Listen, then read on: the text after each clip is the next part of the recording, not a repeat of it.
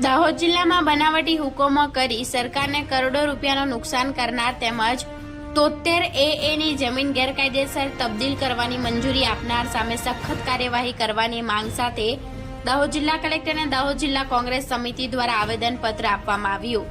તાજેતરમાં દાહોદ જિલ્લામાં બનાવટી હુકમો અને પુરાવા ઉભા કરી બિનખેતીના બનાવટી હુકમો દ્વારા સરકારને મળવાપાત્ર પ્રીમિયમની કરોડો રૂપિયાની રકમનું નુકસાન થયેલાનું જાહેર થયું છે। તેમજ કેટલાક કિસ્સાઓમાં જમીન મહેસૂલ કાયદાની કલમ 73 AA ની પ્રતિબંધિત સત્તા પ્રકારની જમીનો ગેરકાયદેસર રીતે તબદીલી માટે મંજૂર કરી ભ્રષ્ટાચાર આચરેલો હોવાનું જણાઈ આવ્યું છે। આ બાબતે આવેદનપત્ર આપી દાહોદ જિલ્લા કલેક્ટરને રજૂઆત સાથે આવેદનપત્ર પાઠવવામાં આવ્યું હતું। Reporter Dipesh Chauhan, Gujarat crime news, Dahod. એ બધા પૈસા નકલી કચેરીઓમાં થઈને પકડાના બી છે અને એના અંગે 2 FIR બી થઈ છે સર। અને એમાં મેઇન એક જે રાજપૂત છે એનું શંકાસ્પદ જેલમાં મોત પણ થયું છે સર। અને જે પકડાના છે એ 2 ટ્રાઇબલ પ્રાયોજના વહીવટદાર 2 પકડાના છે અને બીજા નાના કર્મચારીઓ પકડાના છે સાહેબ। એ ટ્રાઇબલની ઓફિસમાં જે કોઈ કામ કરાવવાનું આવે તો એમાં ભલે આમનું નામ હોય પણ ભલામણ કરવા વાળી તો હું હોઉં, તો એવા ભલામણના કિસ્સા પણ 100 માંથી 82 આવ્યા છે સર। તે છતાં કોઈને પકડવામાં આવતા નથી અને આખા લોક જે પહેલા તો નાનો ખેડૂત બી જતો ને સાહેબ, એના નામનો કૂવો મંજૂર થઈ જતો હતો અને છેલ્લા 4-5 વર્ષથી કોઈ ખેડૂતને ત્યાં ઊભા પણ રહેવા દેવામાં આવતું નથી।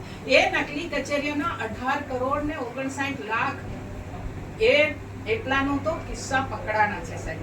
6 નકલી કચેરીઓ ઊભી થઈ, 6 કાર્યપાલક ઇજનેરો ઊભા થયા, એની આખો સ્ટાફ ઊભો કર્યો અને પૈસા કાપચી મારી છે સર। એનો તો આપ શું કહેશો?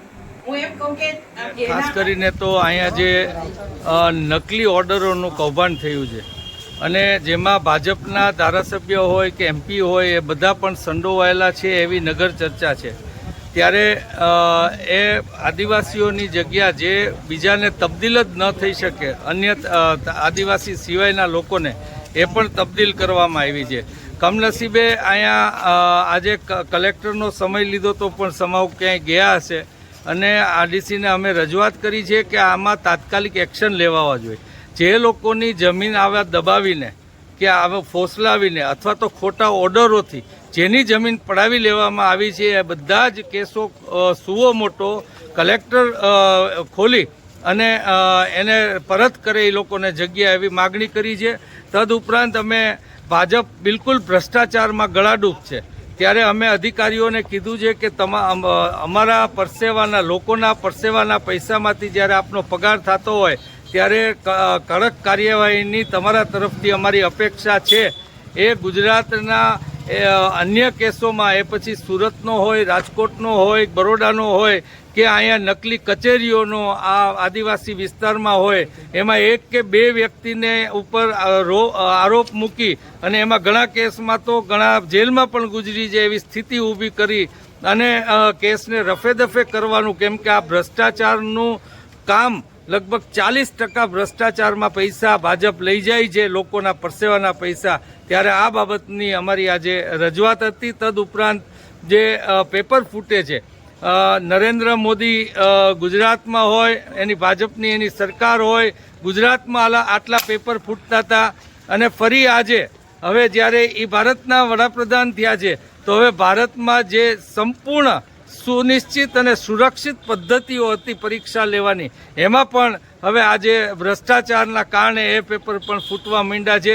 એની પણ અમારી રજૂઆત હતી। આજે આ બધા જ વિષયો ઉપર અમારે એમની સાથે ચર્ચાઓ થઈ છે અને અધિકારીઓ આગળથી અમે અપેક્ષા રાખીએ છીએ કે લોકોને વફાદારી કરે, લોકોના પરસેવાના પગારમાંથી એને મળે છે પગાર, ત્યારે એવી અપેક્ષા રાખીએ છીએ। ધન્યવાદ।